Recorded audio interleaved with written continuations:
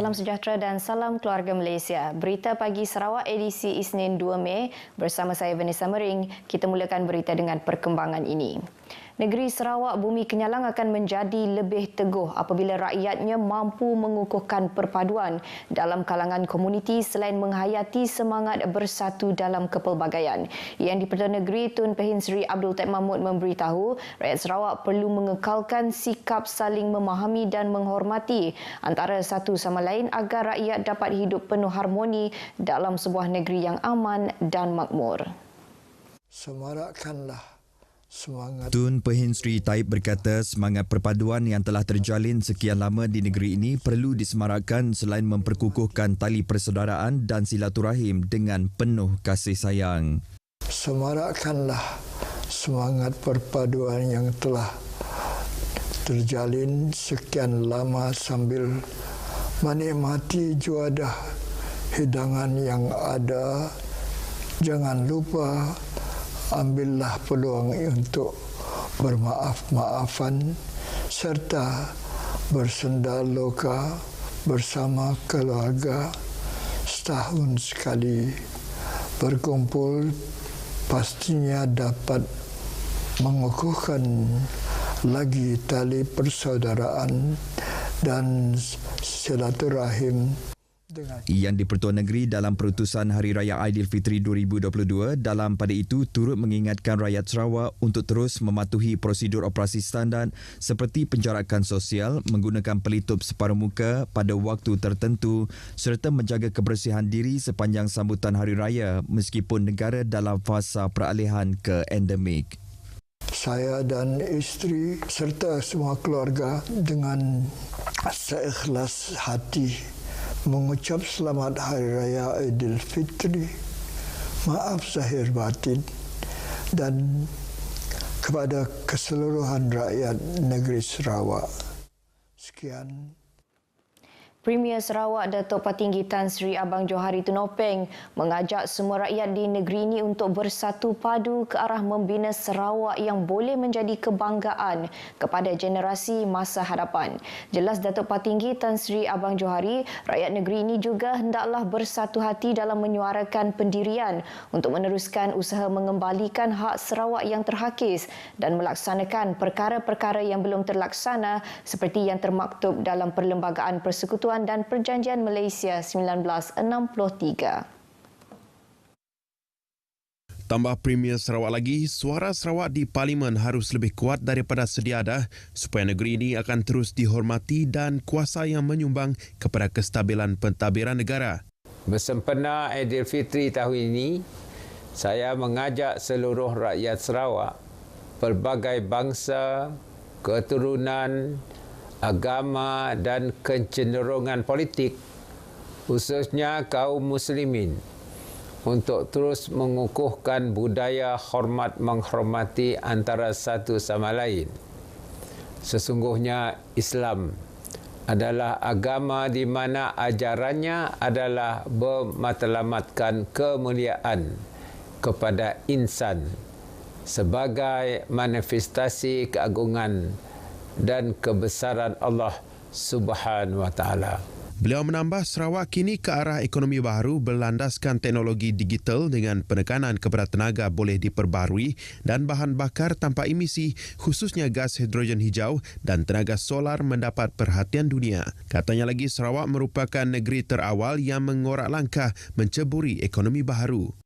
Para pelabur asing dari Korea dan Jepun juga mengenali dasar Sarawak ke arah pembangunan bahan bakar hijau dan mereka telah datang berunding dengan kerajaan untuk melabur dalam projek pengeluaran hidrogen hijau di negeri ini yang pada asalnya akan mengeluarkan 100,000 tan hidrogen. Datuk Patinggi Tan Sri Abang Johari berkata demikian pada perutusan Hari Raya Aidilfitri di kediamannya di Petrajaya, Kuching.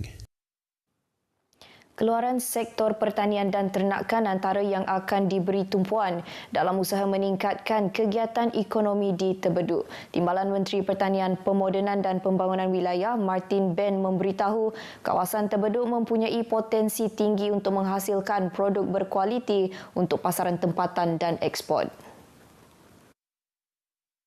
Martin Ben menjelaskan jumlah dagangan Pekan Terbeduk yang berdekatan dengan sempadan Indonesia pernah mencecah sehingga 800 juta ringgit pada 2013, namun jatuh sehingga 60 juta setahun sebelum pandemik COVID-19 melanda. Justru katanya jabatan dan agensi berkaitan akan mengadakan program meningkatkan keluaran hasil tani serta menganjurkan jualan secara mingguan atau bulanan untuk menghidupkan semula kegiatan ekonomi di sempadan, terutamanya daripada Lembaga Pemasaran Pertanian Persekutuan Fama. Martin Ben berkata demikian pada majlis penutupan Desa Fair Terbeduk dan jualan rakyat di Pekan Terbeduk. Perpaduan kaum dan agama di Sarawak yang dinikmati sejak berkurun lamanya hendaklah dikekalkan. Jelas Menteri Pengangkutan Sarawak, Datuk Seri Lee Kim Shin, ini dapat dilihat menerusi kesamarataan peruntukan diberikan oleh Kerajaan Sarawak termasuk kepada unit hal ehwal agama lain Unifor.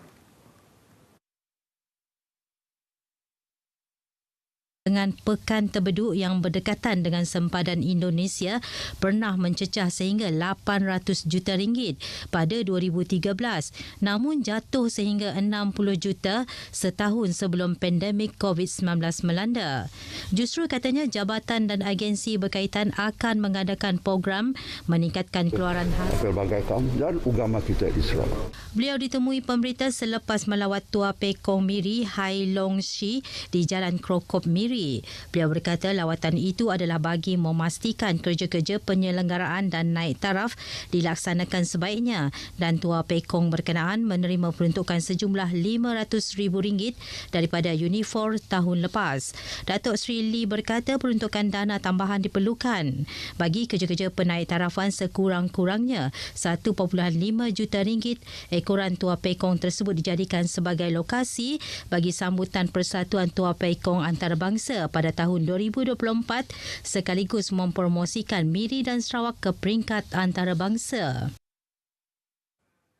Pekan Siniawan Bauk julung kalinya akan mengadakan Siniawan Art and Folklore Music Festival pada 20 hingga 22 Mei ini. Ahli Dewan Undangan Negeri Adun Serembu Miro Simoh menyasarkan lebih 4,000 pengunjung selama 3 hari pada penganjuran festival seni dan muzik itu. Bercakap pada sidang media di Pekan Siniawan Bauk, Miro berkata pelbagai acara menarik bakal diadakan dengan menampilkan artis-artis tempatan yang mempersembahkan lagu-lagu rakyat, pemain alat tradisional seperti sapek, bengkel seni, lukisan, bengkel kraft dan manik serta makanan tradisional. This is conjunction with the government effort to create more festivals within our country and our state of Sarawak itself to attract more tourists to come to Sarawak. Miro Simo berharap penganjuran program ini dapat merancakkan kembali Pekan Kecil Sinawan yang merupakan lokasi tumpuan ramai sebelum ini yang turut terkesan akibat pandemik COVID-19. Dalam sidang media yang sama, beliau turut memberitahu satu pertandingan kereta alat kawalan jauh akan diadakan pada 14 Mei ini di Serumbu Eco Park Bauk dengan menawarkan hadiah keseluruhan berjumlah RM12,000. Satu lagi kemudahan disediakan kerajaan negeri dalam membantu penternak ikan sangkar di Batang Air di Lubuk Antu memasarkan produk mereka. Sebuah tempat berhampiran tamu Lubuk Antu telah dinaik taraf dengan peruntukan RM200,000 yang disalur oleh Kementerian Perdagangan Antarabangsa dan Industri, Terminal Perindustrian dan Pembangunan Usahawan Sarawak untuk dijadikan pusat pemprosesan produk berasaskan ikan. Semalam Persatuan Penternak Ikan Batang Air PPIBA telah mengadakan jualan terus produk ikan segar dan produk hiliran untuk mempromosikan tempat tersebut. Selain menyediakan kemudahan pemprosesan ikan, kemudahan penyimpanan sejak buku dan ruang untuk berniaga turut disediakan. Dengan produk ikan segar batang ait seperti tilapia merah dan patin diakui mempunyai kualiti terbaik, penternak tidak perlu menunggu lama dengan semua produk ikan segar habis terjual dalam tempoh kurang 2 jam. Ini adalah hari pertama kami mempromosikan ikan di sini dan sangat sambutan yang sangat menggembirakan lah, sebab sekejap saja ikan kami sudah habis, belum sampai pukul 10 semuanya sudah habis. Kita sangat merasa teruja dengan adanya bangunan dan pusat pemprosesan seperti ini kerana ia memberi peluang kepada semua peserta penternak untuk memasarkan produk mereka. Dan kita juga hari ini sangat berasa bertuah kerana sambutan sangat menggalakkan, bukan sahaja daripada penduduk tempatan, malah juga daripada bahagian-bahagian lain seperti Bintulu, Sibu, Kuching.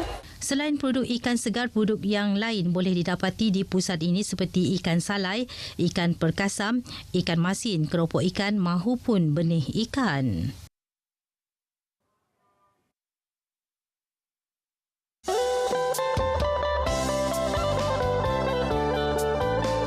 Selamat menyambut Hari Raya Aidilfitri kepada semua umat Islam di Sarawak dan di Malaysia. Maaf zahir dan batin. Saya bersama isteri serta keluarga sekalian mengucapkan selamat Hari Raya Aidilfitri, maaf zahir dan batin. Kami warga PDRM Kontingen Sarawak dengan ini ingin mengucapkan selamat Hari Raya Aidilfitri, maaf zahir dan batin. Patuhilah SOP dan stay safe. Selamat Hari Raya kepada semua warga kerja jabatan yang bertugas dalam memberi perkhidmatan kebombaan kepada masyarakat di musim perayaan ini dan kepada semua komuniti negeri Sarawak, dan kami mengucapkan selamat Hari Raya, maaf zahir dan batin. Selamat Hari Raya Aidilfitri, maaf zahir dan batin kepada seluruh rakyat Sarawak, terutamanya warga di Parlimen Kota Semarahan. Semoga Hari Raya kali ini lebih ceria, lebih menarik dan kita dapat bermaafan antara satu sama lain.